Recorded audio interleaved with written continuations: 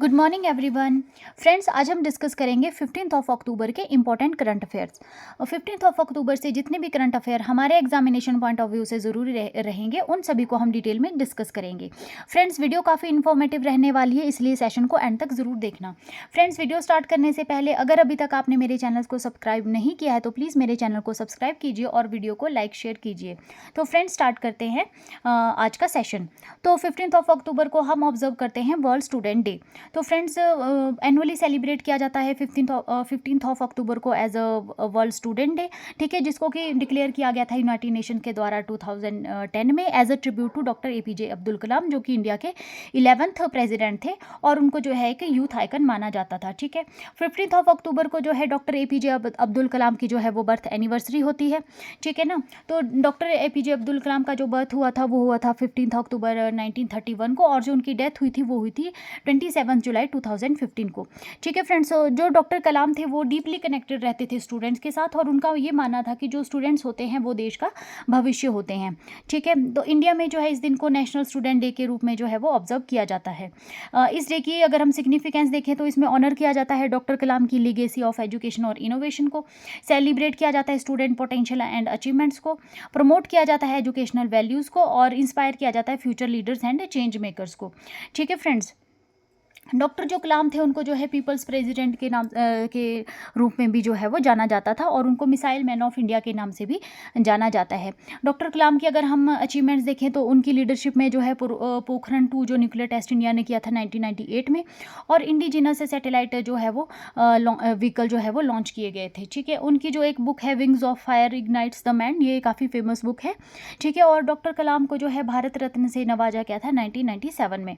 ठीक है friends, now another important day is world hand washing day.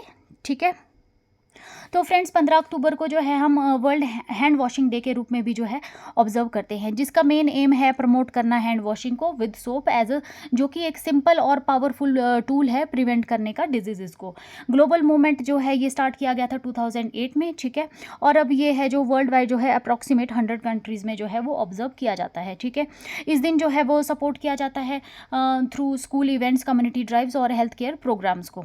2025 की अगर हम हैंड वॉशिंग डे की थीम देखें तो इस बार की थीम है आवर हैंड्स आर फ्यूचर, जिसमें कि इसमें जो है फोकस किया गया है मेकिंग सोप के ऊपर, और water and hand washing facility जो कि एक्सेसिबल हो सभी के लिए, इसके ऊपर जो है इसमें फोकस किया गया है। ठीक है फ्रेंड्स, सिग्निफिकेंस और अगर हम इंपॉर्टेंस देखें हैंड वॉशिंग की, तो हैंड वॉशिंग जो है वो प्रिवेंट करती है डिफरेंट डिजीज़ से, लाइक रेस्पिरेटरी इन्फेक्शन जो होते हैं, डायरियल जो डिजीज़ होती है, और अदर जितनी भी पब्लिक हेल्थ थ्रेट्स होते हैं। अगर हम प्रॉपर हैंड वॉशिंग कर लें तो ये हमें जो है अनवांटेड जो डिजीज़ होती हैं उनसे ये हमें प्रिवेंट करती है। Now friends, another segment is national news. तो फ्रेंड्स, एम्प्लॉयज़ एनरोलमेंट कैंपेन जो है लॉन्च किया गया है ministry of labour and employment government of India के द्वारा।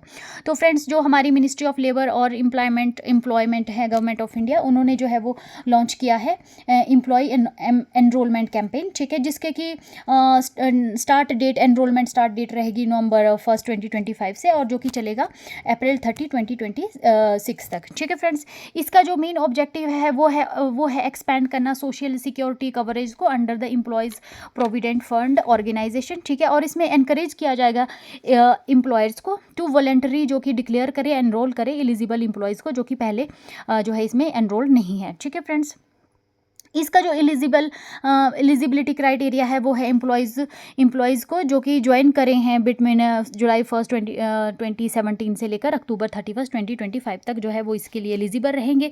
वो अलाइव होने चाहिए और जो है एम्प्लॉयड होने चाहिए on the date of declaration. ठीक है फ्रेंड्स, इसके अलावा जो एम्प्लॉयर ऑलरेडी रजिस्टर्ड है और न्यूली कवर्ड है अंडर EPF और मिसलेनियस प्रोविजन एक्ट ऑफ 1952 के अंदर। ठीक है फ्रेंड्स, फाइनेंशियल रिलीफ की अगर हम बात करें तो इसमें आ जाता है एम्प्लॉयज़ जो शेयर होगा PF कंट्रीब्यूशन का वो बढ़ा दिया गया है। एम्प्लॉयर जो होंगे वो उनको जो है ओनली जो उनका शेयर है वो कंट्रीब्यूट करना होगा, और जो एक नॉमिनल पेनल्टी होगी जो 100 रुपीज़ पर एम्प्लॉय जो है अप्लाई की जाएगी फॉर लेट एनरोलमेंट के लिए। ठीक है फ्रेंड्स, नाउ अनदर जो बेनिफिट की अगर हम बात करें तो इससे जो है फॉर्मल जॉब क्रिएशन जो है और सोशल प्रोटेक्शन होगी जो उसको बूस्ट किया जाएगा, और जो एम्प्लॉयर होंगे उनको वो जो है वो हेल्प करेंगे, रेगुलराइज करेंगे पास्ट रिकॉर्ड्स को, ठीक है। और इसमें जो है वो मिनिमल जो है फाइनेंशियल बर्डन रहेगा एम्प्लॉयर्स के ऊपर। इसमें स्ट्रेंथ किया जाएगा इंडिया के जो ऑर्गेनाइज वर्कफोर्स है, और रिटायरमेंट जो सिक्योरिटी है वो इसमें प्रोवाइड की जाएगी। Now friend another news is CPR awareness week.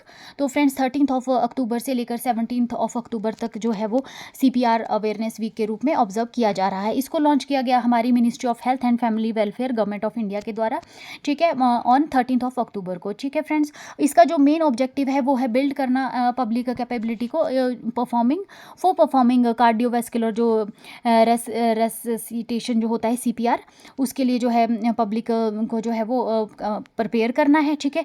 और इंश्योर करना है कि एट लीस्ट वो जो वन जो है CPR ट्रेंड इंडिविजुअल होना चाहिए हर घर में, स्कूल में, ऑफिस में और पब्लिक स्पेस में, ठीक है फ्रेंड्स।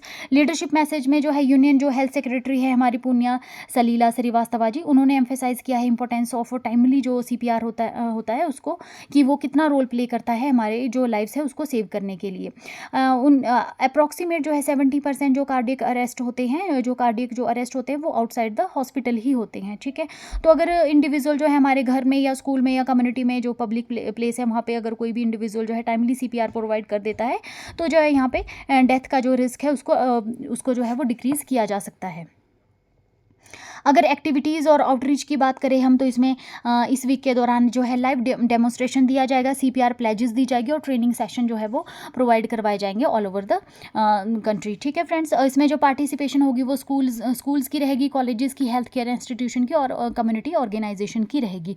फोकस इसमें मेन रहेगा कम्युनिटी लेड एमरजेंसी प्रिपेयर्डनेस पे और लाइफ सेविंग जो है स्किल जो है वो डेवलप की जाएगी।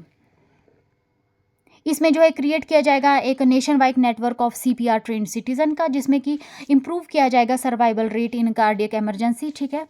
और जो है इससे जो प्रमोट होगा हमारा हेल्थ लिटरेसी और emergency readiness across all the sectors of the जो भी सोसाइटी के हमारे जितने भी सेक्टर्स हैं उनमें जो है वो एमरजेंसी रेडीनेस को जो है वो प्रमोट किया जाएगा।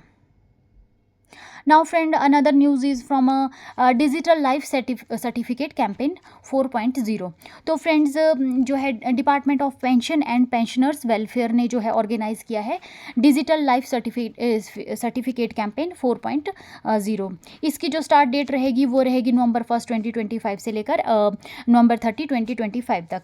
इसका जो मेन ऑब्जेक्टिव है वो है जनरेट करना 2 करोड़ डिजिटल लाइफ सर्टिफिकेट्स, ठीक है। प्रमोट करना है डिजिटल एम्पावरमेंट ऑफ पेंशनर्स की और इंश्योर करना है यूनिवर्सल कवरेज की जाए ताकि सभी पेंशनर की यूजिंग फेस ऑथेंटिकेशन टेक्नोलॉजी से, ठीक है ना फ्रेंड्स। तो फ्रेंड्स जैसा कि जो पेंशनर्स होते हैं उनको साल में जो है नवंबर का जो मंथ होता है उसमें जो अपना लाइफ सर्टिफिकेट जो है वो प्रोवाइड करवाना पड़ता है बैंक्स में, ठीक है। तो बैंक्स में या जो भी कंसर्न डिपार्टमेंट है वहाँ पे जो है उनको अपना लाइफ सर्टिफिकेट जो है वो डिपॉजिट करवाना पड़ता है। लेकिन कई बार क्या होता है कि किसी वजह से अगर कोई भी इंडिविजुअल जो है अपना लाइफ सर्टिफिकेट जो है वो टाइम पर जो है डिपॉजिट नहीं करवा पाए तो जो है उसकी पेंशन जो है वो रिलीज़ नहीं की जाती। तो इसी को जो है डिजिटली जो है वो लाइफ सर्टिफिकेट जो है वो कैंपेन चलाया गया है ताकि इंडिविजुअल जो है कहीं भी रहे, कंट्री में कहीं भी रहे या तो वो जो है डिजिटली जो है अपना वो लाइफ सर्टिफिकेट जो है वो कंसर्न जो है ब्रांच होगी या डिपार्टमेंट होगा वहाँ पे वो दे सके थ्रू फेस ऑथेंटिकेशन टेक्नोलॉजी के थ्रू, ठीक है फ्रेंड्स। ये थोड़ा सा मैंने आपको ब्रीफ दिया इसके बारे में। इसके अलावा हम कवरेज अगर देख ले तो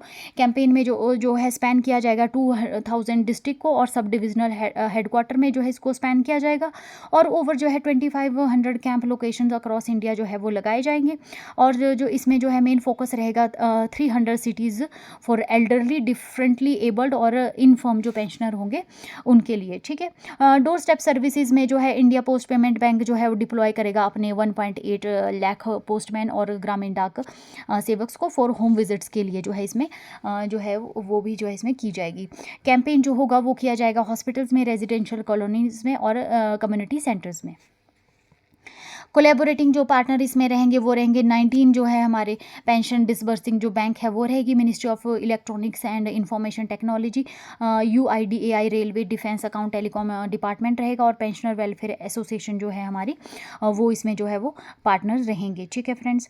जो टेक्नोलॉजी फीचर्स है उसमें यूज़ किया जाएगा जीवन प्रमाण पोर्टल को और फेस ऑथेंटिकेशन जो ऐप है उसका जो है इसमें यूज़ किया जाएगा। पेंशनर जो है can submit there digital life certificate को जो है सबमिट कर सकते हैं वाया मोबाइल फ़ोन्स के थ्रू, बायोमेट्रिक डिवाइसेस के थ्रू और किसी भी डेजिग्नेटेड कैंप के थ्रू जो है वो अपने सबमिट कर सकते हैं। ठीक है फ्रेंड्स, इसमें जो है जो स्टैटिक पॉइंट अगर हम स्कीम के देख लें तो पेंशनर जो है वो पेंशनर को जो है सबमिट करना पड़ता है अपना लाइफ सर्टिफिकेट एवरी ईयर नवंबर में। ठीक है, टू कंटिन्यू रिसीविंग पेंशन। ठीक है, और जो है प्रीवियसली जो है जो डिजिटल लाइफ सर्टिफिकेट जो कैंपेन था उस कैंपेन 3 था उस 2024 में, उसमें जो है 1.62 करोड़ जो है वो डिजिटल लाइफ सर्टिफिकेट जो है वो सबमिट किए गए थे अक्रॉस 845 सिटीज़ में।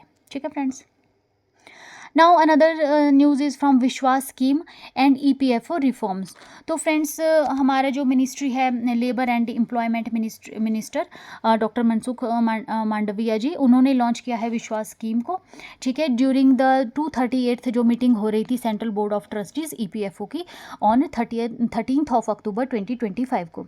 तो इस स्कीम के ऑब्जेक्टिव्स देख लेते हैं। तो फ्रेंड्स इसमें रिड्यूस किया जाएगा ईपीएफ रिलेटेड जो भी लिटिगेशन रहती है, ठीक है ना, थ्रू बाय इंट्रोड्यूसिंग रैशनलाइज जो पेनल डैमेजेस हैं, उसमें जो है जो ईपीएफ से रिलेटेड जो भी लिटिगेशन रहती है उसको जो है रिड्यूस करने की कोशिश की जाएगी विश्वास स्कीम के थ्रू, और एनकरेज किया जाएगा वॉलंटरली जो है सेटल करना है जो भी डिफॉल्टर्स जो केसेस रहते हैं अंडर ईपीएफ और जो मिसलिनियस प्रोविजन एक्ट रहता है उसमें जो भी डिफॉल्टर्स रहते हैं, डिफॉल्ट या केसेस रहते हैं, उनको जो है वॉलंटरी जो है वो सेटल करने की कोशिश की जाएगी। और इसमें जो है प्रमोट किया जाएगा कॉम्प्लायंस को और ट्रांसपेरेंसी को इन प्रोविडेंट फंड मैनेजमेंट। तो फ्रेंड जो ईपीएफओ जो रहता है इसमें काफ़ी सारे जो है वो लिटिगेशन रहती है, ठीक है ना, तो इसको जो है विश्वास स्कीम के थ्रू जो है वो सॉर्ट आउट करने की कोशिश की गई है यहाँ पे। ईपीएफओ 3.0 डिजिटल इनिशिएटिव की अगर हम बात करें तो इसमें जो है री इंजीनियर रिटर्न फाइलिंग मॉड्यूल को जो है सिंप्लीफाई किया गया है, यूज़ किया गया है मैनेजमेंट मॉड्यूल को एनहांस करने के लिए एक्सेस कंट्रोल को, और अपग्रेड किया गया है e office and SPARROW system को for efficient annual performance appraisal report को मैनेज करने के लिए। सिंप्लीफाइड ईपीएफडब्ल्यू विड्रॉल नॉर्म्स जो है ईपीएफ जो विड्रॉल नॉर्म्स हैं उनको जो है सिंप्लीफाई किया गया है, ठीक है ना। पार्शियली जो विड्रॉल रूल्स थे उन जो कि पहले जिसमें कि 13 प्रोविज़न थे उनको जो है मर्ज किया गया है थ्री कैटेगरीज में, जिसमें कि 3 कैटेगरी मेनली आ जाती है एसेंशियल नीड्स में आ जाते हैं illness, education and marriage, housing needs और स्पेशल सर्कमस्टांसेस को जो है इसमें 3 कैटेगरीज में डाला गया है, ठीक है। मेंबर जो है अब अपने जो है अप टू जो है वो 100% एलिजिबल हो जाते हैं अपना जो बैलेंस है उसको विड्रॉ करने के लिए, ठीक है। मिनिमम जो सर्विस पीरियड रिड्यूस किया गया है वो 12 मंथ्स के लिए किया गया है, और जो pre mature final settlement extend किया गया है वो 2 से लेकर 12 महीने के बीच में सेटल किया गया है। 25% जो है मिनिमम बैलेंस रिटेन रखने की इसमें प्रोविज़न दिया गया है ताकि जो रिटायरमेंट जो कॉर्पस है उसको जो है प्रोटेक्ट किया जा सके। इसका जो गोल रहेगा वो रहेगा एनहांस करना मेंबर कन्वीनियंस को और रिटायरमेंट सिक्योरिटी को, और जो मॉडर्नाइज किया जाएगा ईपीएफओ सर्विसेज को फॉर 30 करोड़ जो हमारे ईपीएफओ में इन्वॉल्व जो है मेंबर्स हैं उनको जो है वो मॉडर्न जो है वो सर्विस वो की जाएगी, मॉडर्नाइज किया जाएगा सर्विसेज को। पेंशन पोजीशन जो ईपीएफओ की है वो एज अ डिजिटली एम्पावर्ड और मेंबर फर्स्ट इंस्टीट्यूशन जो है वो एज अ इसकी जो है वो पोजीशन है। Now friend another news is from fair से फुर्सत स्कीम से रिलेटेड है। तो फ्रेंड्स एक पायलट फेज़ जो है वो लॉन्च किया गया है हमारे अलायंस एयर के द्वारा, जो कि एक गवर्नमेंट ओन्ड रीजनल एयरलाइंस है, ठीक है, फेयर से फुर्सत स्कीम। तो इस स्कीम को जो है पायलट फेज़ में लॉन्च किया गया ऑन 13th ऑफ अक्टूबर 2025 को, ठीक है। और ये जो पायलट फेज़ चलेगा वो चलेगा अक्टूबर 13 से लेकर दिसंबर 31 2025 तक, ठीक है।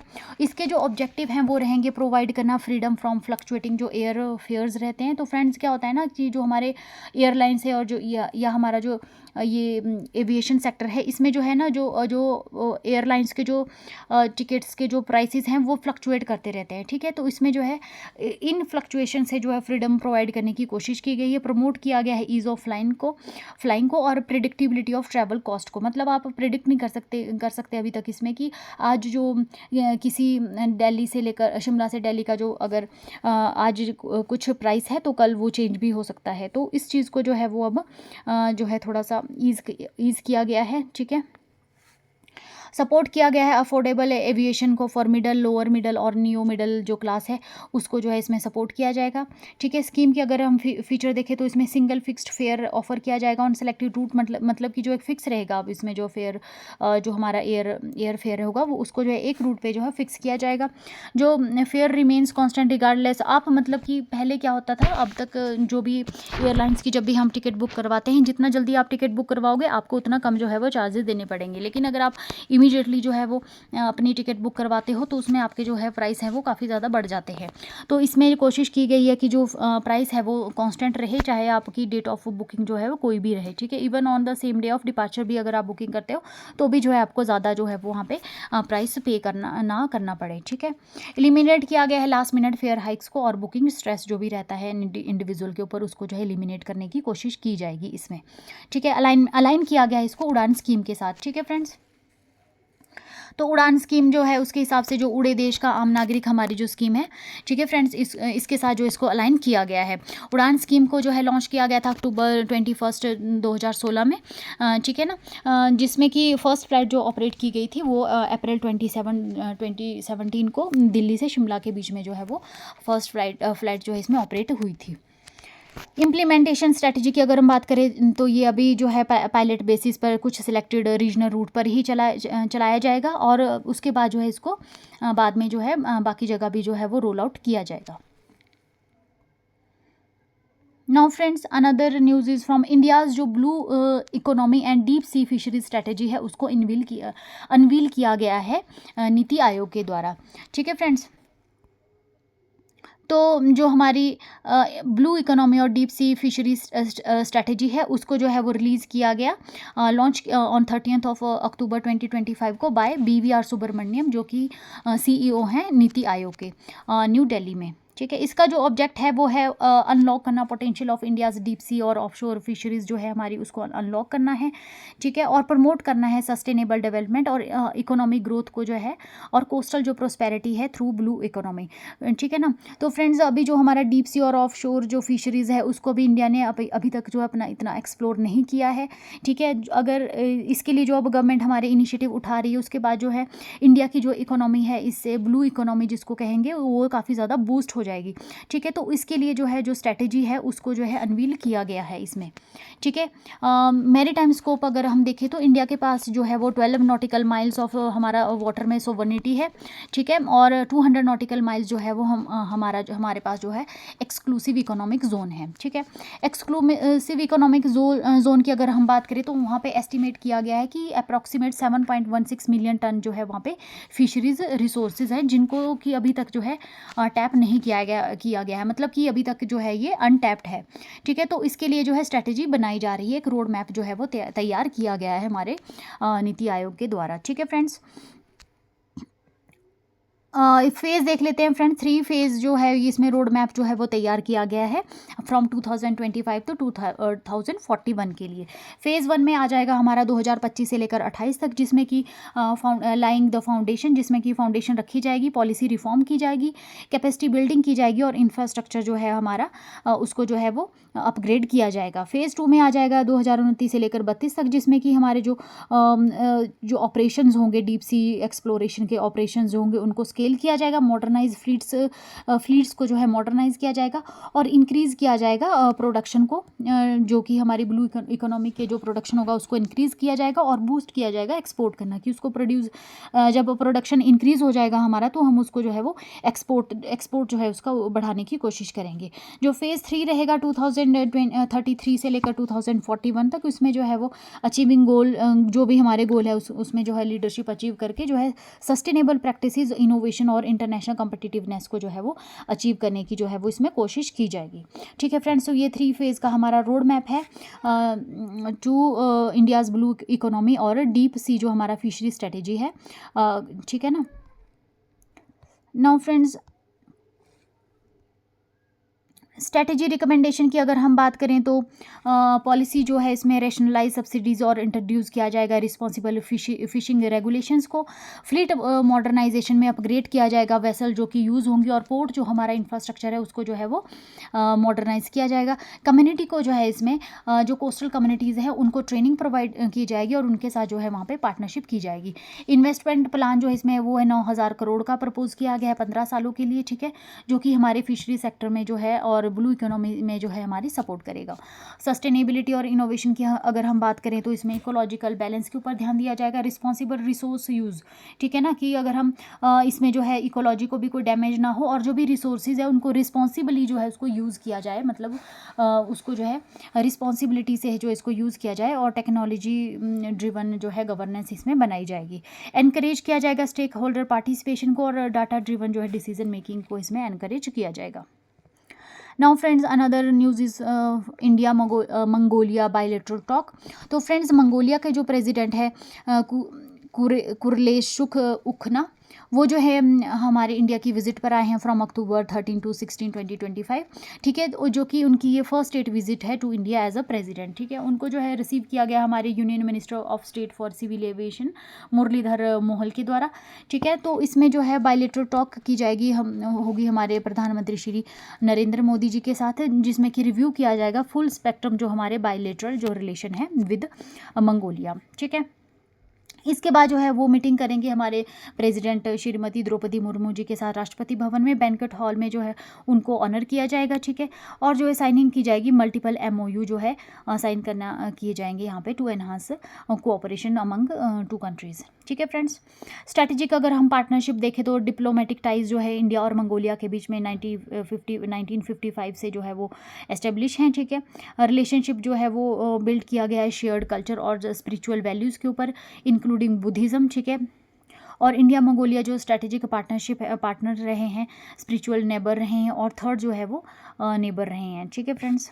एरिया ऑफ कोऑपरेशन की अगर हम बात करें तो हम डिफेंस और सिक्योरिटी में, एनर्जी एंड माइनिंग में, और इनफॉर्मल टेक्नोलॉजी और एजुकेशन, हेल्थ केयर में, और कल्चरल कोऑपरेशन में जो है हमारा जो है वो एरिया ऑफ कोऑपरेशन है। अगर हम मंगोलिया के स्टैटिक पॉइंट देखें तो मंगोलिया का ऑफिशियल नेम जो है वो मंगोलिया है, कैपिटल जो है इसकी उलानबतार है। जियोग्राफिकली ये एक लैंड लॉक्ड कंट्री है इन ईस्ट एशिया, जो कि बॉर्डर है रशिया और चाइना के द्वारा। पॉपुलेशन इसकी जो है अप्रॉक्सीमेट 3.4 मिलियन है एज ऑफ 2025, ठीक है ना। और लैंग्वेज यहाँ की मंगोलियन है, ठीक है। रिलीजन यहाँ पे प्रीडोमिनेंटली जो है तिब्बतियन बुद्धिज्म यहाँ पे फॉलो किया जाता है। गवर्नमेंट यहाँ पे यूनिटरी सेमी प्रेसिडेंशियल रिपब्लिक है, और करेंसी यहाँ पे जो है मंगोलियन जो है तोगरोक जो है यहाँ की करेंसी है। इकोनॉमी यहाँ पे जो है मेनली माइनिंग है, कोल, कॉपर, गोल्ड की, और एग्रीकल्चर और लाइफ स्टॉक यहाँ की मेन इकोनॉमी का सोर्स है। कल्चर जो है ये रिच है, नोमैडिक ट्रेडिशन यहाँ पे फॉलो किया जाता है। फेमस है ये नदाम फेस्टिवल और गेंघिस खान के लिए, ठीक है। और क्लाइमेट जो है यहाँ का कॉन्टिनेंटल क्लाइमेट है with cold winter and warm summers, ठीक है। यूनिक फैक्ट अगर हम देखें तो यहाँ पे जो है ये बोगड़ खान उल जो है नेशनल पार्क है, जो कि वर्ल्ड का ओल्डेस्ट नेशनल पार्क है, जिसको कि एस्टेब्लिश किया गया था 1783 में। नाउ फ्रेंड्स, केरला में जो है एक अमीबिक एनसेफेलाइटिस का जो है आउटब्रेक हुआ है, ठीक है, तो उसके बारे में देख लेते हैं। तो फ्रेंड्स जो है वो 17 पेशेंट जो है करंटली अंडर ट्रीटमेंट है due to amoebic encephalitis at Thiruvananthapuram medical college Kerala में, ठीक है।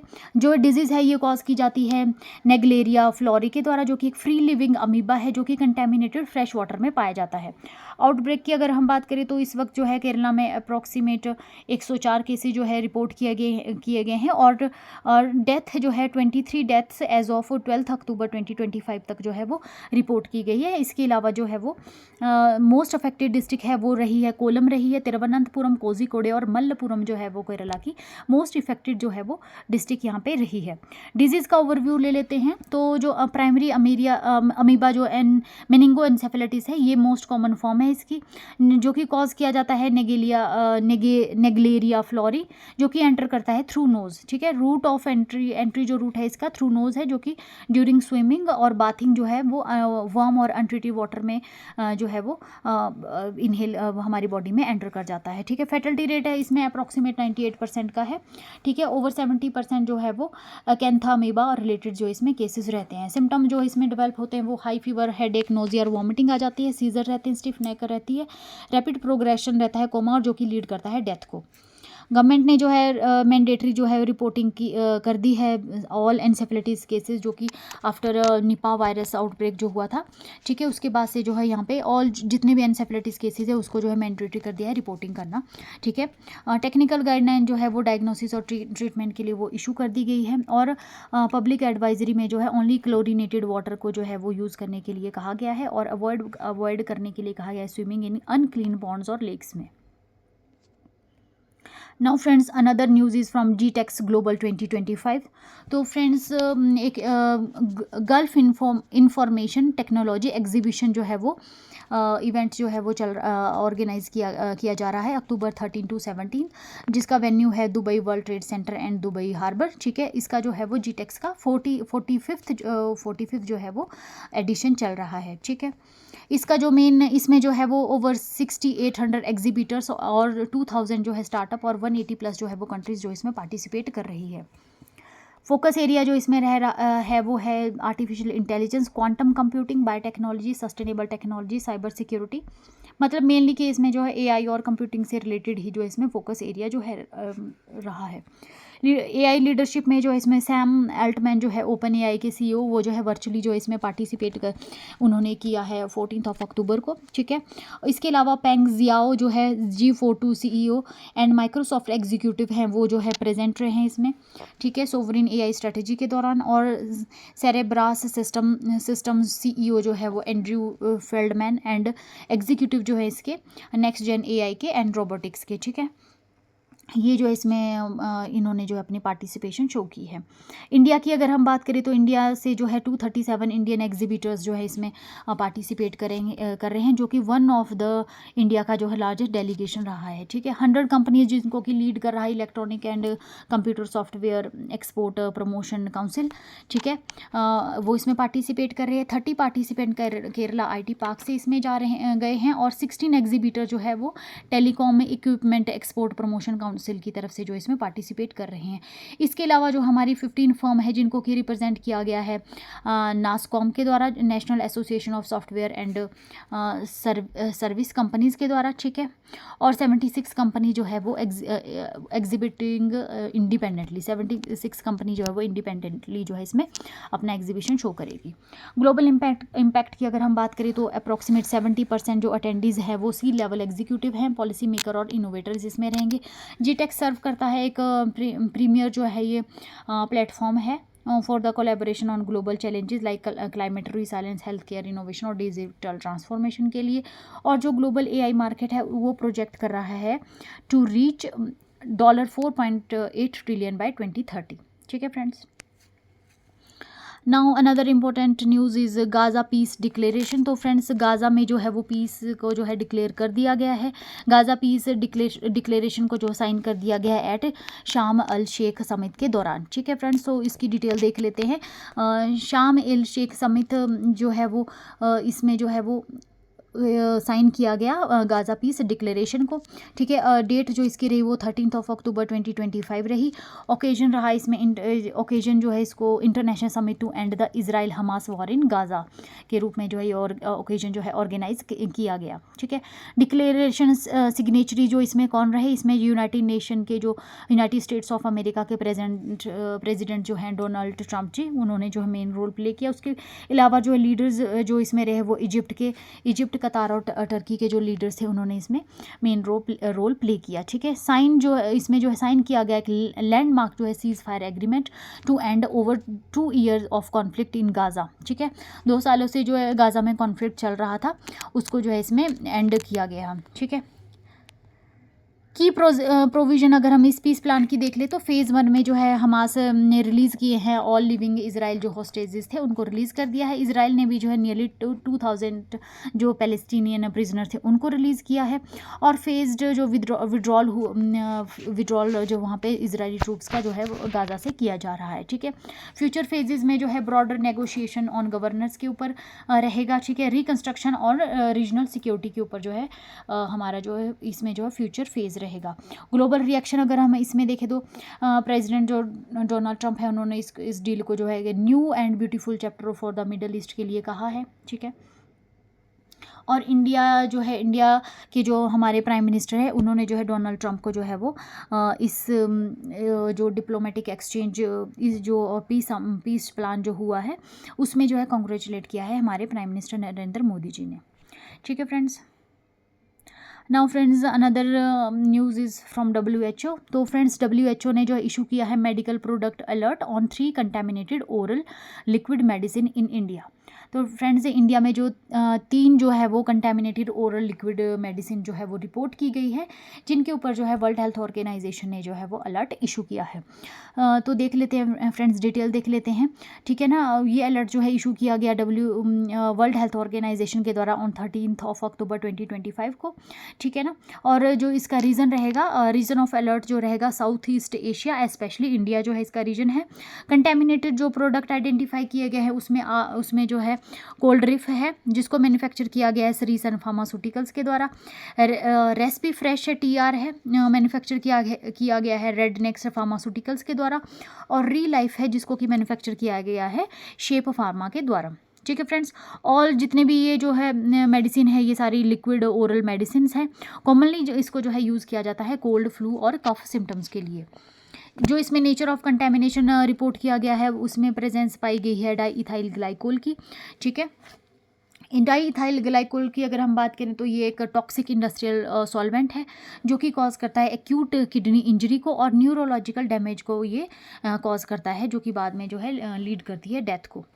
ठीक है, WHO ने जो है रिकमेंडेशन जारी किया है इंडियन नेशनल रेगुलेटरी अथॉरिटी को। ठीक है, और एडवाइस किया है कंडक्ट करना टारगेटेड मार्केट सर्विलेंस और इनफॉर्मल और अनरेगुलेटेड सप्लाई चेन को जो है फोकस करना है और इवेलुएट करना है रिस्क को of all oral liquid medicine from the same manufacture. मतलब सेम मैन्युफैक्चर ने अगर कोई और भी ओरल लिक्विड मेडिसिन जो बनाई है उनको जो है इवेलुएट करने की एडवाइस जो है यहाँ पे किया गया है WHO के द्वारा। ठीक है, स्पेशली जो कि प्रोडक्ट प्रोड्यूस हुए हैं सिंस दिसंबर 2025 के दौरान। ठीक है, 2020 दिसंबर 2024 से जो है वो जो भी प्रोडक्ट यहाँ पे प्रोड्यूस किए गए हैं। एक्सपोर्ट जो है अभी तक central drug standard control organisation है उन्होंने जो है अभी तक कोई भी एविडेंस जो है एक्सपोर्ट का इसमें नहीं फाइंड आउट किया है outside the India. Now friends another news is from MS Swaminathan research foundation. ठीक है, MS स्वामीनाथन रिसर्च फाउंडेशन की जो फिशर फ्रेंड ऐप है उसने विन किया है IUCN कंजर्वेशन अवार्ड। तो friends IUCN world conservation Congress जो कि अक्टूबर 9 से लेकर 15 तक 2025 में जो है ऑर्गेनाइज़ की जा रही है Abu Dhabi national exhibition centre में। ठीक है, तो वहाँ पर जो है वो MS स्वामीनाथन रिसर्च फाउंडेशन को जो है वो रिसर्च फाउंडेशन की जो है फिशर फ्रेंड ऐप को जो है वो IUCN कंजर्वेशन अवार्ड जिसको कि टेक फॉर नेचर अवार्ड 2025 के नाम से जाना जाता है वो जो है वो अवार्ड किया गया है। ठीक है, तो फ्रेंड्स इस ऐप का ओवरव्यू ले लेते हैं। ये जो ऐप है इसका नाम है फिशर फ्रेंड मोबाइल एप्लीकेशन। इसको डेवलप किया गया है MS Swaminathan research foundation Chennai के द्वारा। ठीक है, और इसको डिज़ाइन किया गया है टू सपोर्ट मेराइन कंजर्वेशन को सपोर्ट करने के लिए और एम्पावर करने के लिए कोस्टल कम्युनिटीज़ को। ठीक है, इसके जो फीचर्स है उसमें आ जाता है no fishing zone alert system है। ठीक है, इसमें यूज़ किया जाएगा जियोलॉजिकल टेक्नोलॉजी को टू अलर्ट फिशर्स, ताकि इसमें जो है फिशर्स को रियल टाइम जो है वो अलर्ट किया जा सके। ठीक है, जब जैसे ही कि वो नोटिफाइड नेस्टिंग साइट्स जो है वो ऑलिव रिडली टर्टल की जैसे ही वो उन साइट्स के नज़दीक पहुंचेंगे तो इसमें जो है वो अलर्ट जो है वो दिया जाता है। ठीक है, और हेल्प करता है ये प्रिवेंट करता है एक्सीडेंटल वायलेशन ऑफ कंजर्वेशन जो जोन है उसको वायलेट करने में जो है वो हेल्प करता है एक्सीडेंटली। ठीक है फ्रेंड्स, इसमें जो है वेदर अपडेट दिया जाता है, मार्केट प्राइसेस का अपडेट दिया जाता है और सेफ्टी एडवाइजरी जो है वो फिशर्स को वो जो है वो प्रोवाइड की जाती है। इस ऐप के थ्रू। कंजर्वेशन और कम्युनिटी बैलेंस अगर देखें हम तो इसमें एड्रेस किया जाता है conflict between marine protection and livelihood risk के बीच रिस्क, और एनेबल किया जाता है फिशर्स को कि वो अवॉइड करें लीगल पेनल्टीज़ को और प्रोटेक्ट करें एंडेंजर्ड स्पीशीज़ को। ठीक है, एंडेंजर्ड जो स्पीशीज़ हैं उनको जो है वो प्रोटेक्ट करें। ठीक है, रिकॉग्नाइज किया गया है innovation use of digital technology in biodiversity conservation में जो है ये रिकॉग्नाइज किया गया है। ठीक है फ्रेंड्स, तो ये जो था हमारा MS स्वामीनाथन रिसर्च फाउंडेशन की फिशर फ्रेंड ऐप ने जो है वो टेक फॉर नेचर अवार्ड 2025 जो है वो विन कर लिया है। Now friends, another news is snow leopard जो है वो वर्ल्ड की least genetically diverse big cat है। तो फ्रेंड्स, एक स्टडी पब्लिश की गई है, स्टडी जो है पब्लिश हुई है अक्टूबर 7, 2025 को। एक जर्नल है proceedings of the national academy of science, जिसको कि स्टैनफोर्ड यूनिवर्सिटी के द्वारा जो पब्लिश की जाती है। ठीक है, तो इसमें बताया गया है कि जो स्नो लेपर्ड होते हैं वो लीस्ट जेनेटिकली डाइवर्सिटी वाली स्पीशीज़ है अमंग ऑल द जितनी भी बिग कैट्स हैं। ठीक है, तो जेनेटिकल अगर इसकी इम्प्लीकेशंस देखें तो रिसर्चर्स ने इसमें एनालाइज किया है कि जो वोल जीनोम सीक्वेंसेस है 37 to 41 स्नो लेपर्ड्स की। ठीक है, जिनको कि यहाँ पे एनालाइज किया गया फ्रॉम अप्रॉक्सीमेट 12 जो एशियन कंट्रीज थी, वहाँ से जो 37 to 41 जो स्नो लेपर्ड्स की जो थी वोल जीनोम सीक्वेंसेस उनको एनालाइज किया गया। ठीक है, और उसमें रिपोर्ट किया गया कि लो डाइवर्सिटी जो है वो एट्रीब्यूट कर रही है इसकी परसिस्टेंटली स्मॉल पॉपुलेशन साइज़ को, कि इसकी पॉपुलेशन इतनी कम क्यों है, क्योंकि इसमें जो है लो डाइवर्सिटी देखी गई है। लो जो है वो इसमें जेनेटिकल डाइवर्सिटी जो है इसमें नोट की गई है। ठीक है, इवोल्यूशनरी हिस्ट्री और रिसेंट इन ब्रीडिंग के दौरान नो रिसेंट इन ब्रीडिंग जो है इसमें देखी गई है। रिसेंटली जो है इसमें कोई भी इन ब्रीडिंग नहीं हुई है इस स्पीशीज़ में। ठीक है, इसकी जो इस वजह से जो है ये स्पीशीज़ जो है हार्मफुल जो म्यूटेशन है उससे तो ये अपने आप को बचा पा रही है, बट जो भी इसकी जो एबिलिटी है टू एडप्ट करना इन्वायरमेंटल चेंजेस को, वो जो है इसमें लिमिट हो जाती है। ठीक है, इसी वजह से जो इस पॉपुलेशन का जो साइज़ है वो बहुत ही कम है। ठीक है, ड्यूरिंग द टाइम। ठीक है फ्रेंड्स, क्योंकि फ्रेंड्स जब इन ब्रीडिंग होती है, क्रॉस ब्रीडिंग होती है, उसमें जो है काफ़ी सारी म्यूटेशन जो है या जीन्स यहाँ से वहाँ जो है पॉपुलेशन में जो ट्रांसफ़र होते हैं। ठीक है, जिसमें कि कुछ अच्छे जीन्स भी रहते हैं जो कि कई तरह के चेंजेस लाते हैं पॉपुलेशन में, और कुछ जो है वो हार्मफुल जीन्स भी रहते हैं। ठीक है फ्रेंड्स, तो ये जो इसमें जो है ये बहुत ही कम जो है रिपोर्ट किया गया है, जिससे कि ये हार्मफुल जो म्यूटेशन जो बिग कैट्स में होती हैं या अदर इसमें जो भी लिविंग ऑर्गेनिज्म है उनमें रहती, उससे तो ये अपने आप को बचा पा रहा है। लेकिन जो है ये इसकी एबिलिटी जो, क्योंकि जो क्लाइमेट चेंज है ये कंटिन्यूसली जो है वो चेंज हो रहा है क्लाइमेट हमारा। ठीक है, तो ये जो है इस स्पीशीज़ के लिए अडेप्ट करना जो है काफ़ी जो है वो चैलेंजिंग हो रहा है कमिंग फ्यूचर में। ठीक है फ्रेंड्स, स्नो लेपर्ड की अगर हम बात करें तो इसका जो साइंटिफिक नेम है वो पैंथेरा अंसिया है। कॉमन नेम है जो इसको स्नो लेपर्ड के नाम से जाना जाता है। निक नेम इसका घोस्ट ऑफ द माउंटेन्स है, और इसका जो हैबिटेट है वो है हाई एल्टीट्यूड माउंटेन रेंज, जो कि 1800 से 5500 मीटर अक्रॉस 12 एशियन कंट्रीज़ में जो है वो नोट किया गया है। कंट्रीज़ जो है मेनली पाया जाता है India, Nepal, Bhutan, China, Mongolia, Russia, Afghanistan, Pakistan, Kazakhstan, Kyrgyzstan और तजाकिस्तान, उज्बेकिस्तान में। तो ये मेनली जो है हमारी एशियन कंट्रीज़ ही हैं जहाँ पर ये पाया जाता है। पॉपुलेशन देखें तो अभी तक फीवर देन 8000 जो है इसका पॉपुलेशन एस्टिमेट की गई है इन वाइल्ड जंगल में। ठीक है, कंजर्वेशन स्टेटस देखें तो ये IUCN की रेड लिस्ट में आता है वल्नरेबल कैटेगरी में।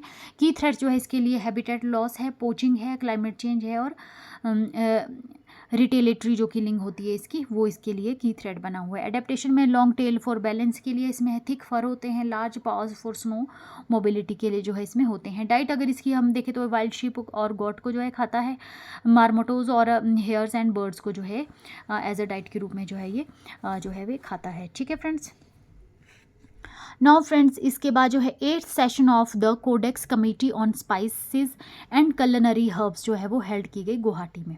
ठीक है, तो 13 अक्टूबर 2025 को गवर्नमेंट ऑफ इंडिया ने जो है वो 8th session of codex committee on spice and culinary herbs को जो है वो आयोजित किया गुवाहाटी में। ठीक है, इसको ऑर्गेनाइज किया गया spice board of India under codex alimentarius commission के द्वारा, जो कि एक ग्लोबल फूड स्टैंडर्ड बॉडी है by food and agriculture organisation organisation and world health organisation के अंडर, ठीक है। इसमें जो है अप्रॉक्सीमेट 140 डेलीगेट्स फ्रॉम 40 कंट्रीज से जो है साथ में आए to discuss global standard for spice and herbs, ठीक है। 140 डेलीगेट्स 40 कंट्रीज से जो इसमें डिस्कस कर रहे किया उन्होंने स्टैंडर्ड्स फॉर स्पाइसेस और हर्ब्स के स्टैंडर्ड्स के ऊपर। इंडिया ने जो है शोकेस किया अपना leadership in the spice world, और जिसमें कि प्रमोट किया गया टर्मरिक को as a super food, approve किया गया 200+ स्पाइसेस को फॉर एक्सपोर्ट के लिए, और हाईलाइट किया गया आसाम और नॉर्थ ईस्टर्न इंडिया को as a rising spice hub. India का जो है न्यू राइजिंग हब जो हाईलाइट किया गया आसाम और नॉर्थ ईस्टर्न इंडिया को। इसके अलावा जो food standard safety authority of India के जो सीईओ हैं श्री रजित पुन्हानी जी, उन्होंने जो है वो ग्लोबल मार्केट जो है फास्टली जो ग्रो कर रही है उसमें जो है उन्होंने बताया है कि जो ग्लोबल इकोनॉमी है वो $28.5 बिलियन इन 2024 में थी, जो कि अब जो है वो जो एस्टिमेट की गई है $41.9 बिलियन बाय 2033, ठीक है। इंडिया जो है इसमें हेल्प कर रहा है सेट करने में safe and fair food standard world wide, ठीक है। ड्राफ्ट स्टैंडर्ड जो है ड्राफ्ट स्टैंडर्ड्स जो है इसमें अनवील किए गए फॉर कार्डेमोम के लिए, कोरिएंडर के लिए और वेनिला के लिए, ठीक है। इंश्योर किया गया इसमें जो कि हेल्प करेंगे, इंश्योर करेंगे safe high quality spices for consumers के लिए, सपोर्ट करेंगे फेयर इंटरनेशनल ट्रेड को, और स्ट्रेंथ करेंगे इंडिया की position as a global spice leader, ठीक है friends. Now friend, another news is from Robotics for Good Youth Challenge India 2025, ठीक है, a celebration of young innovation. तो फ्रेंड्स, इंडिया मोबाइल कांग्रेस जो कि न्यू दिल्ली में आयोजित की जा रही है, ठीक है, उसमें जो है वो वहाँ पे जो है एक नेशनल रोबोटिक कंपटीशन जो है ऑर्गेनाइज किया गया बिटवीन द स्टूडेंट्स जो कि एज ग्रुप के थे 10 से लेकर 18 साल के, ठीक है। इसको जो है ऑर्गेनाइज किया गया department of telecommunication, international telecommunication union और IHFC IIT दिल्ली जो कि I hub foundation for cobotics है, उसके द्वारा जो इस कंपटीशन को जो है नेशनल रोबोटिक कंपटीशन को जो है ऑर्गेनाइज किया गया। इसका जो मेन एम है वो बिल्ड करना है रोबोट्स को जो कि सॉल्व करेंगे रियल वर्ल्ड जो प्रॉब्लम है इस समय लाइक फूड सिक्योरिटी, और सपोर्ट करते हैं जो कि सपोर्ट करेंगे यूनाइटेड नेशन के जो सस्टेनेबल गोल है उनको अचीव करने में जो है वो सपोर्ट करेंगे, ठीक है। ऐसे रोबोट्स को जो है वो बिल्ड करना है। नाउ फ्रेंड्स, इस कंपटीशन के दौरान जो है वो जूनियर कैटेगरी में जो है चैम्पियन रहे हमारी टीम जो थी हेयांश टीम, जो कि प्ले आटो लैब्स बेंगलुरु से बिलोंग करती है, ठीक है। और ये जो टीम है जो ये इंडिया को रिप्रेजेंट करेगी ग्लोबल फिनाले जो कि जिनेवा में होगा जुलाई 2026 में। इसके अलावा इसमें जो रनर अप रहे वो रहे रोबोनाइट्स जूनियर DPSR के पुरम न्यू दिल्ली से। सेकंड रनर अप इसमें टीम नैतिक रही प्ले आटो लैब्स बेंगलुरु से, और मोस्ट इनोवेटिव जो रोबोट रहा वो रहा टीम हेयांश का। इसके अलावा सीनियर कैटेगरी में जो चैंपियन रहे वो रहे the ambitious avengers saint Atulanand convent school Varanasi से, ठीक है, जो कि इंडिया को लीड करेंगे जिनेवा में इन जुलाई 2026 में। फर्स्ट रनर अप जो इसमें रहे वो टीम आरव रही प्ले आटो लैब्स बेंगलुरु से, और सेकंड रनर अप इसमें टीम कोड रही lotus valley international school Noida से। मोस्ट क्रिएटिव जो इस सीनियर कैटेगरी में रोबोट रहा वो रहा टीम आरव का।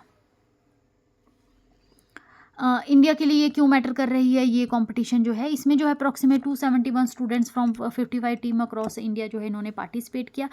उन्होंने जो बिल्ड किए रोबोट्स जो कि हेल्प करते हैं सॉल्व करने में हंगर एंड एग्रीकल्चर चैलेंजेस को, ठीक है।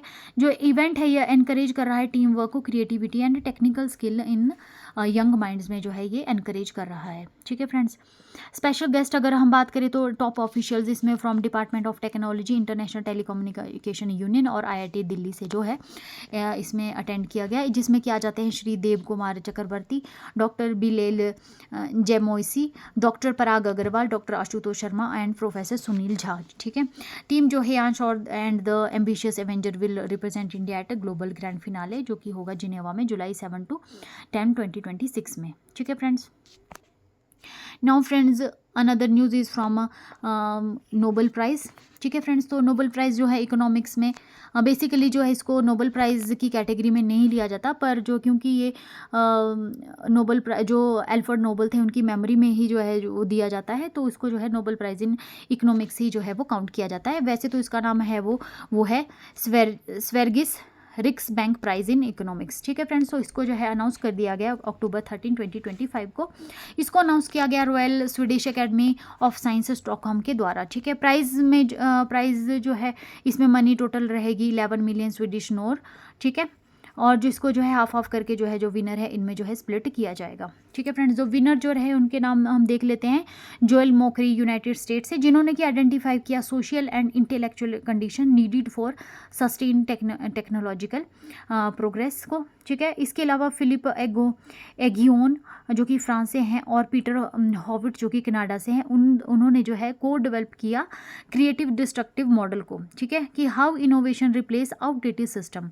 ठीक है, और पीटर जो हॉविट है कनाडा से, उन्होंने को ऑथर किया एगोनी हॉविट मॉडल को, जो कि एक्सप्लेन करता है कि how innovation drives economic cycle.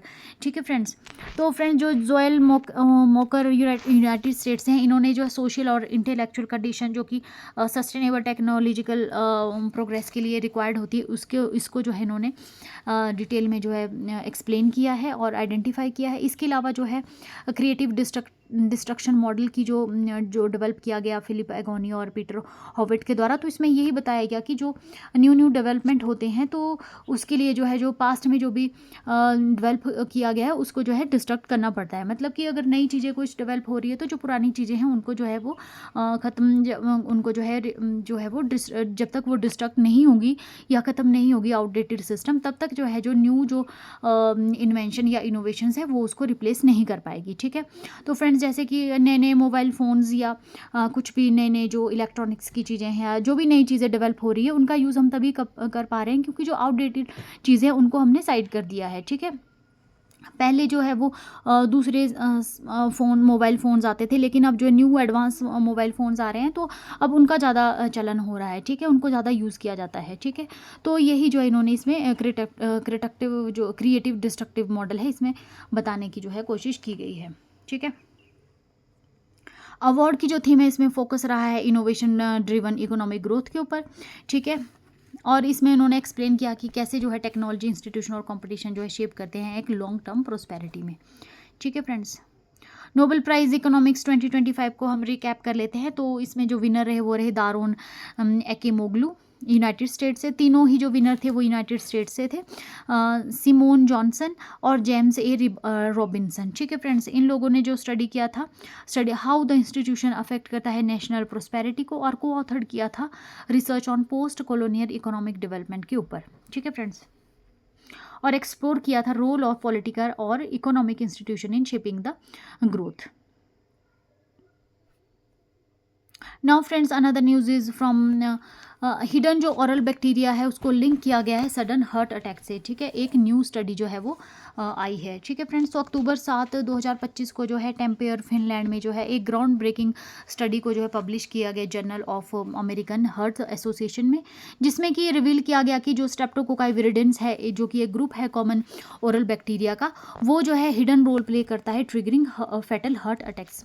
ठीक है फ्रेंड्स, तो ओवरव्यू ले लेते हैं स्टडी का। तो फ्रेंड्स जो इसमें रिसर्चर्स ने जो है एक स्टडी कंडक्ट की एट टेम्पेयर यूनिवर्सिटी फिनलैंड में, जिसमें कि एनालाइज किया गया coronary arteries from 121 sudden death autopsy से और एंड 96 वेस्कुलर सर्जरी पेशेंट से। ठीक है, तो इस स्टडी को जो है कंडक्ट किया गया जिसमें कि 121 जो है सडन जो डेथ हुई थी कोरोनरी आर्टरीज की वजह से उनकी ऑटोप्सी ली गई, और 96 जो है वेस्कुलर जो सर्जरी पेशेंट थे उनकी जो है वहाँ पे ऑटोप्सिस जो है वो ली गई। ठीक है, इसमें यूज़ किया गया DNA detection and microscopic staining technique को।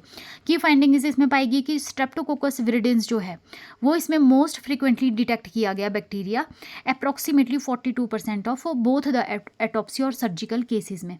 एटॉप्सी जो डेड जो थे उनकी जो एटॉप्सी थी उसमें, और जो हमारे जो सर्जिकल जो केसेस लिए गए थे सर्जरी पेशेंट से उनमें जो है 42% में जो है डिटेक्ट किया गया स्ट्रेप्टोकोकाई विरिडेंस। ठीक है, ये बैक्टीरिया जो बैक्टीरिया था इसने जो है वो एम्बेडेड था ये बायोफिल्म जो कि डीप इनसाइड आर्थ्रोस्क्लेरोटिक प्लाक्स थे उसमें जो बायोफिल्म जो इसने बना रखी थी।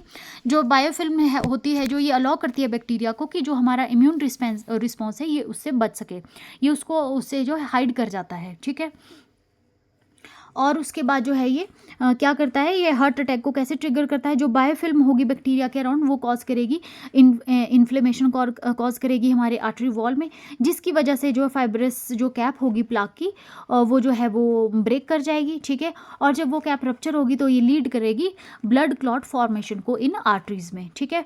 ब्लड क्लॉट जब बन जाएगा तो उसके बाद क्या होगा, ब्लड फ्लो नहीं होगा तो सडन हार्ट अटैक जो है वो कॉज करेगा ये, ठीक है फ्रेंड्स। तो ये इन्होंने टोटल स्टडी इसमें की। इससे क्या होता है फ्रेंड्स, आज तक ट्रेडिशनली माना जा रहा था कि जो हार्ट अटैक्स हैं वो लिंक किए जाते हैं कोलेस्ट्रॉल, हाई ब्लड प्रेशर और डायबिटीज़ और स्मोकिंग से, लेकिन जो ये स्टडी है इसने ऐड कर दिया एक इन्फेक्शन रिलेटेड जो इन्फ्लेमेशन प्रोसेस है कि ये कैसे जो है हार्ट अटैक को है वो ट्रिगर कर रहा है यहाँ पे, ठीक है। ओरल बैक्टीरिया जो है परसिस्टेंट कर रहा है, साइलेंटली जो है हमारी आर्टरीज में रहता है और कंट्रीब्यूट करता है डायरेक्टली कार्डियोवैस्कुलर इवेंट्स को, ठीक है फ्रेंड्स। तो जो हमारे रिसर्चर्स हैं उन्होंने सजेस्ट किया है ओरल हाइजीन को और इन्फेक्शन कंट्रोल्स को, जो कि इंपॉर्टेंट रोल फैक्टर जो है वो रहेंगे हार्ट डिजीज़ को प्रिवेंट करने में, ठीक है। नाउ फ्रेंड्स स्टैटिक फैक्ट देख लेते हैं अबाउट स्ट्रेप्टोकोकस विरिडेंस के रिगार्डिंग। तो फ्रेंड्स ये एक तरह का ग्राम पॉजिटिव कोकाई है, राउंडेड शेप बैक्टीरिया है, जिसका मेन हैबिटेट जो है वो कॉमनली पाया जाता है ओरल कैविटी में, गट में भी पाया जाता है और रेस्पिरेटरी ट्रैक और फीमेल जेनेटल ट्रैक में भी जो है कॉमनली पाया जाता है।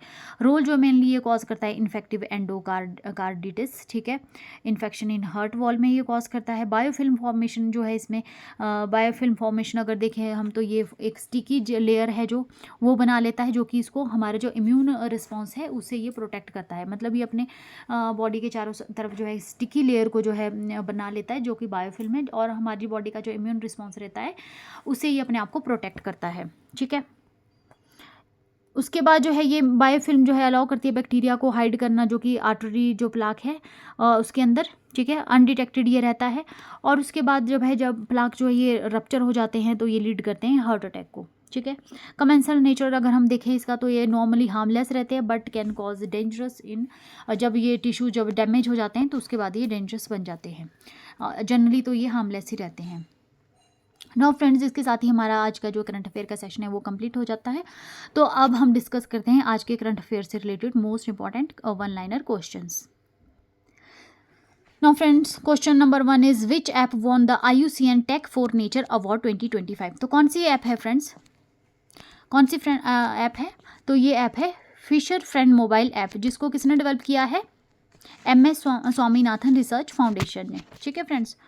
Now who are the winners of 2025 Nobel prize in economics, कौन है, Joel Mokyr, Philippe Aghion and Peter Howitt जो है विनर रहे इस बार के इकोनॉमिक्स नोबेल प्राइज के, ठीक है friends. Which bacteria were found in 42% ऑफ कोरोनरी आर्टरी सैंपल्स इन, जो फिनलैंड में स्टडी हुई है, कौन सा बैक्टीरिया पाया गया है, विरिडिन स्ट्रेप्टोकोकाई, ठीक है फ्रेंड्स।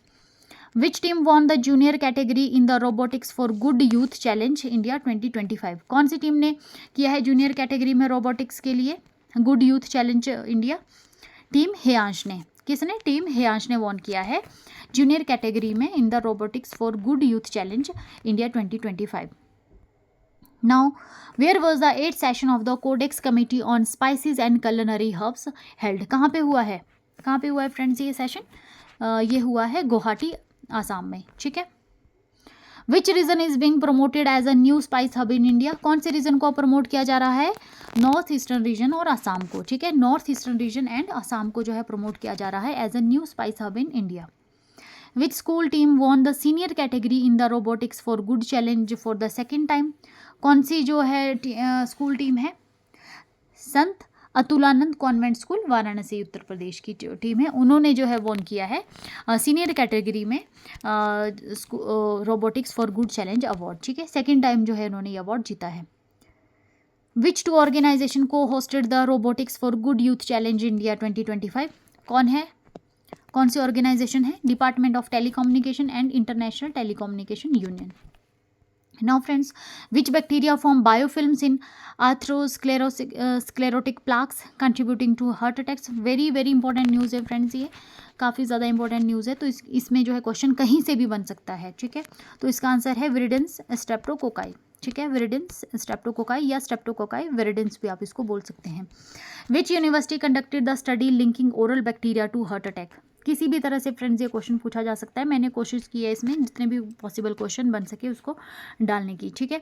तो ये कौन सी थी यूनिवर्सिटी, टैम्पेयर यूनिवर्सिटी फिनलैंड, ठीक है, इन्होंने स्टडी की थी। Where will the global grand finale of the robotic for good youth challenge be held in 2026? कहाँ होगा? जिनेवा, स्विट्जरलैंड में, ठीक है फ्रेंड्स।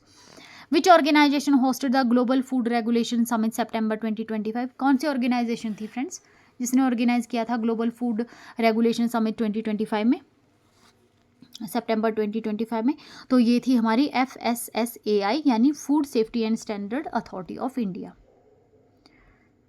ठीक है फ्रेंड्स। तो इसके साथ ही हमारा ये आज का सेशन कंप्लीट होता है फ्रेंड्स। मैंने आपको कोशिश करी है इसमें हर न्यूज़ को जो है समझाने की। फिर भी अगर आपको किसी न्यूज़ में कोई डाउट या कुछ भी डाउट रहता है तो आप प्लीज़ कमेंट सेक्शन में कमेंट कीजिए, ठीक है फ्रेंड्स। तो वीडियो को लाइक कीजिए और मेरे चैनल को सब्सक्राइब एंड शेयर कीजिए। Thank you very much. मिलते हैं नेक्स्ट वीडियो में।